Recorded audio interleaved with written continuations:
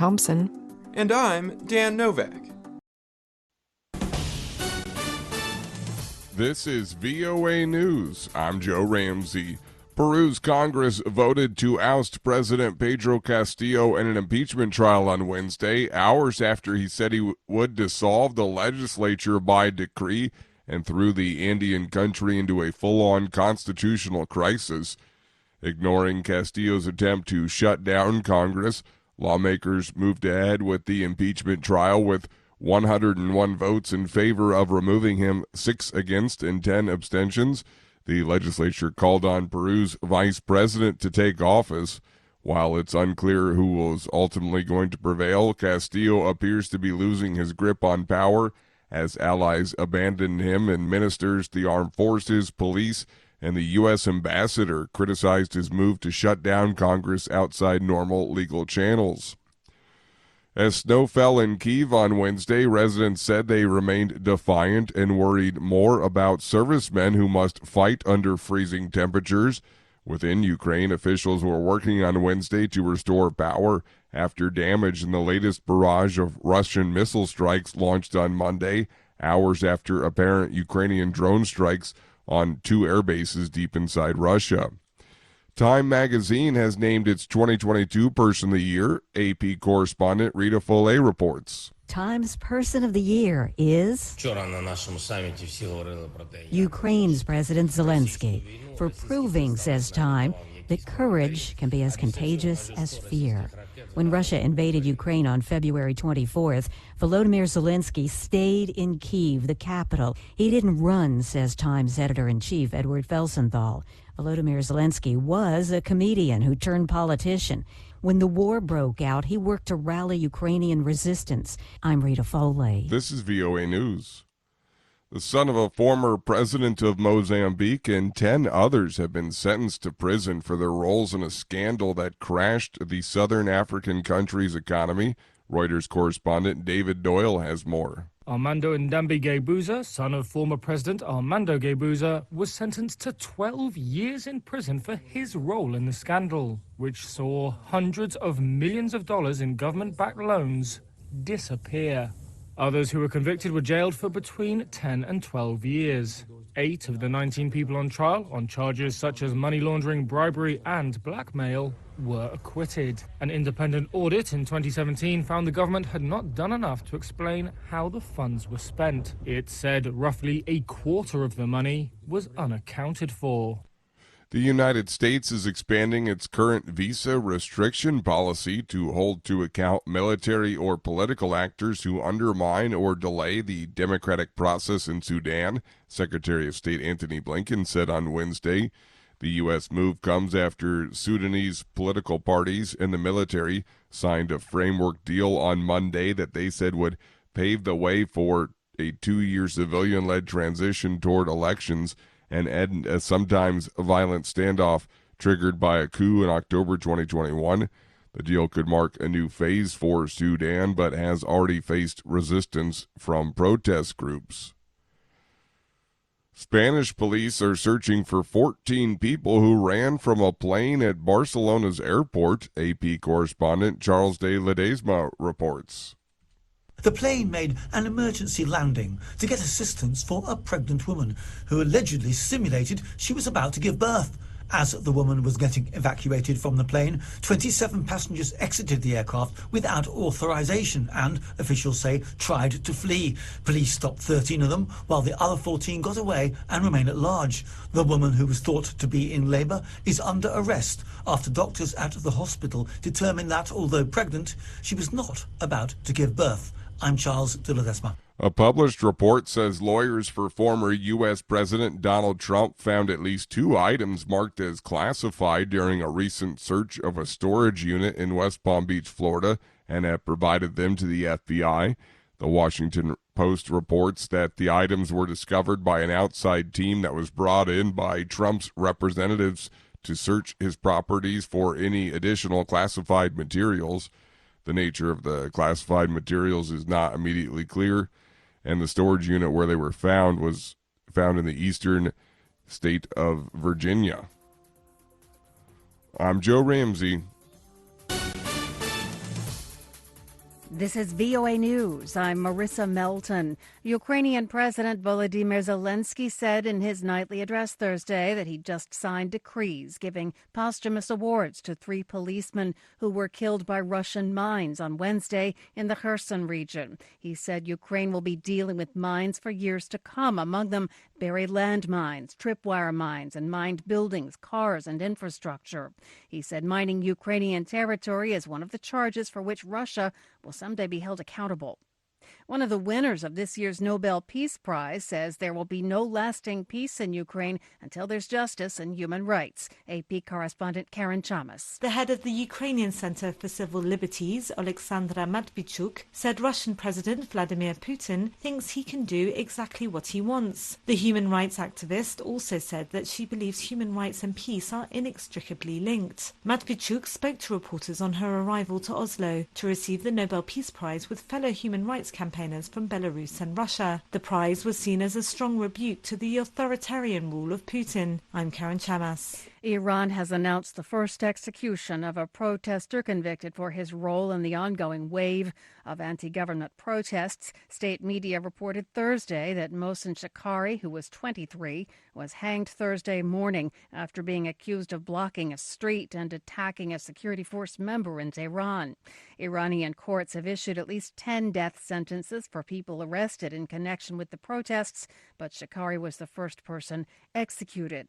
And Peru's former President Pedro Castillo faced a first court hearing on Thursday over his arrest on rebellion charges. His swift fall from power on Wednesday came after lawmakers voted overwhelmingly to remove the leader following his failed attempt to rule by decree. This is VOA News. Survivors of gun violence and family members of victims brought their activism to Washington, D.C. Thursday, pushing the U.S. Senate to pass an assault weapons ban. Speaking to reporters, Connecticut Senator Richard Blumenthal said gun reform needs to be handled at the federal level. No state is protected unless all are protected, because guns have no respect for state borders. They come across state lines, and that's why Congress needs to do its job. On Wednesday, President Biden called again for a ban on the so-called assault weapons as he spoke at a vigil honoring victims of gun violence. He attended the event that took place nearly 10 years after the massacre at Sandy Hook Elementary School in Newtown, Connecticut. It was the first time a U.S. president has spoken at the yearly vigil. Newly released court documents show the suspect in the Colorado Springs nightclub massacre did have weapons seized after a bomb threat incident last year. AP correspondent Jackie Quinn. There were questions about an incident in June of 2021 in which Anderson Aldrich allegedly threatened family members with a gun, telling the grandparents they would die that day and threatening the mother with a bombing at her home. There were questions raised about why that case was dropped and whether it would have triggered Colorado's red flag law that allows weapons to be seized from someone who's deemed to be a threat. Now that the case is unsealed, the prosecutor says weapons were confiscated from Aldrich, who tried to reclaim them but did not get them back. And it's explained the case was dropped and sealed because family members would not cooperate with investigators. The report also says Aldrich mentioned becoming the next mass killer before allegedly gunning down 5 people in a gay nightclub last month. I'm Jackie Quinn. During a meeting in Brussels Thursday, Croatia won the approval to join Europe's open travel zone known as the Schengen area, but Bulgaria and Romania were kept out because of opposition led by Austria, concerned with growing immigration. After the vote, the EU Home Affairs Commissioner Ylva Johansson expressed regret regarding Austria's decision. I think it's very clear that when we are united in the European Union, we are so strong. We can achieve so much. And of course, in this moment, when it comes to the accession of Romania and Bulgaria, we are not united, and that makes us very weak. And that makes me also sad. Hundreds of journalists and other employees at the New York Times are on a 24-hour walkout, the first strike of its kind at the newspaper in more than 40 years. Striking reporters and editors planned on rallying outside the newspaper's offices, while the company's relying on non-union staff to keep up with the news. Marissa Melton, VOA News.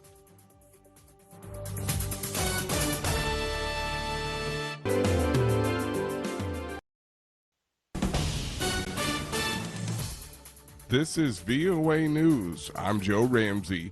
Russian President Vladimir Putin said on Friday further prisoner swaps between the United States and Russia were possible, and contacts between the two countries' intelligence services would continue. Таких результатов, о которых вы сейчас узнали, контакты продолжаются. Putin was speaking a day after the United States freed Russian arms dealer Viktor Bout in exchange for U.S. women's basketball star Brittany Griner, in the most high-profile prisoner exchange between the two countries in years. Russia continues to hold Paul Whelan, a U.S. Marine veteran who was convicted of espionage in 2020 in a trial that U.S. diplomats said had been unfair. A prominent Russian opposition figure has been sentenced to 8.5 years in prison after being convicted on charges stemming from his criticism of the Kremlin's actions in Ukraine.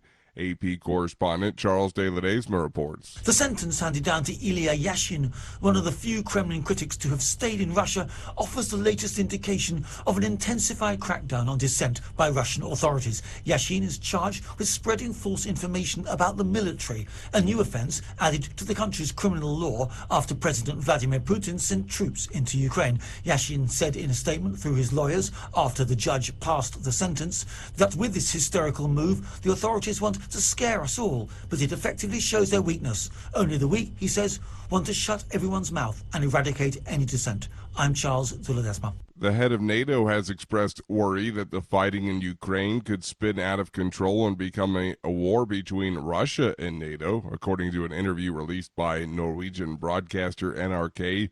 NATO Secretary General Jens Stoltenberg said that NATO is working to avoid that. This is VOA News. U.S. President Joe Biden plans to announce at next week's U.S.-Africa summit that his administration supports adding the African Union as a permanent member of the group of 20 nations. The African Union represents the 54 countries. South Africa is currently the only African member of the G20. The United States on Friday imposed sanctions on Guinea's former leader Alpha Condé over violence against opponents before he was ousted in a 2021 coup. The sanctions would block any U.S. assets and criminalize transactions with the West African nation's former president, who had cordial relations with the United States before seeking to amend the Constitution to stay in power. UN Human Rights Chief Volker Turk said on Friday he wanted to engage with Beijing over the findings of a report issued by his predecessor that said China's treatment of Uyghurs and other Muslims in the Xinjiang region may constitute crimes against humanity. The report that was issued on the 31st of August is a very important one. It has highlighted very serious human rights concerns. China, which denies the Xinjiang allegations, has previously indicated that it would close the door to cooperation with the UN Human Rights Office after the report's release. Japan, Britain, and Italy are merging their next-generation jet fighter projects in a groundbreaking partnership spanning Europe and Asia, Japan's first major industrial defense collaboration beyond the United States since World War II. Reuters correspondent Julian Satterthwaite reports. Japan, Britain and Italy are getting together in a bid to rule the skies. The three nations said Friday they were merging their projects to build a next-generation stealth fighter. Britain and Italy were already working together on the Future Combat Air System, also called Tempest. Now Japan's FX program will become part of the effort. Together it's meant to deliver a fast, stealthy jet with powerful artificial intelligence and cyber warfare capabilities. Joining forces should help share the multi-billion costs, but details are yet to be worked out on how work will be shared and where development will take place. Croatia stunned favorites Brazil to reach the World Cup semifinals on Friday, winning 4-2 on penalties after finishing 1-1 at the end of extra time. Brazil is out, while Croatia will face the winner of Argentina and the Netherlands in the semifinals. I'm Joe Ramsey, VOA News.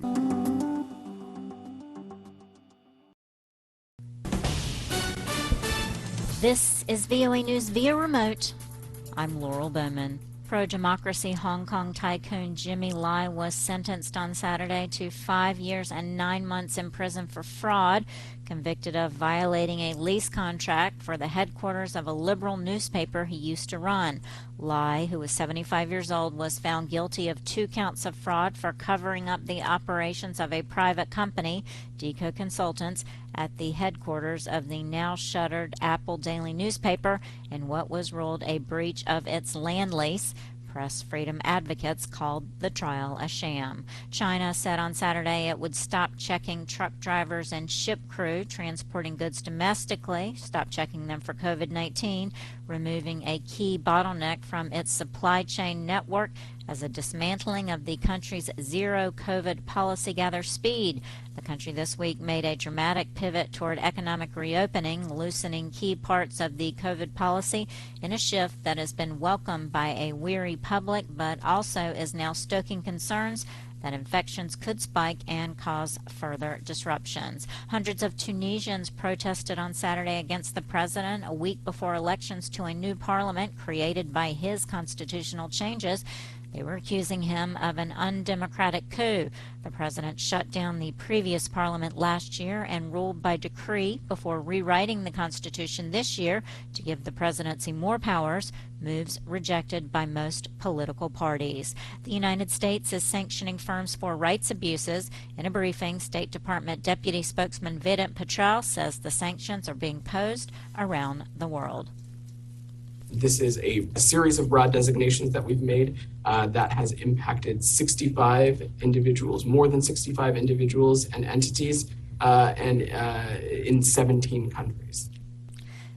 Ukraine's president says Russian forces have destroyed the eastern city of Bakhmut, while rockets and missiles are being rained down on other parts of the country. AP correspondent Jackie Quinn reports.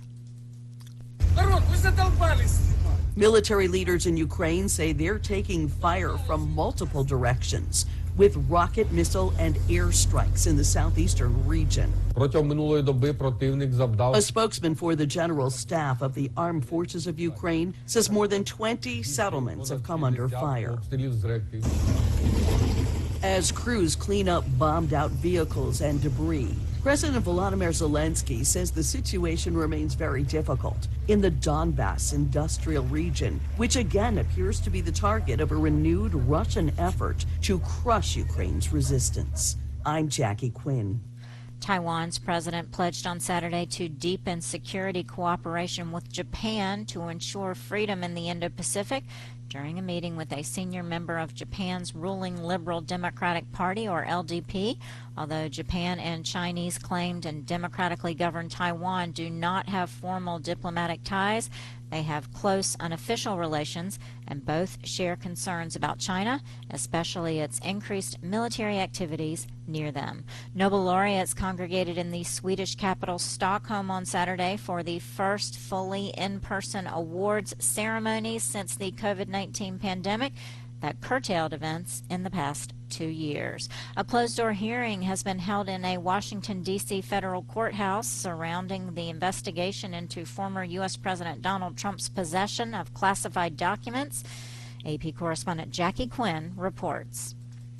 A spokeswoman for the federal court says Friday's hearing concerned an ongoing and sealed grand jury matter that remains under seal. Donald Trump's lawyers had no comment leaving the courthouse. The Washington Post, relying on anonymous sourcing, reported that the Justice Department asked Judge Beryl Howell to hold Donald Trump's office in contempt for failure to fully comply with a subpoena issued in May. The subpoena sought the return of classified documents in Trump's possession at his Mar-a-Lago estate in Florida. In August, the FBI seized roughly 100 documents. The paper reported earlier this week 2 additional documents with classification markings were found at a storage unit in West Palm Beach. Jackie Quinn, Washington. And reigning champions France take on England in a World Cup knockout match today. Reporting via remote, I'm Laurel Bowman for VOA News.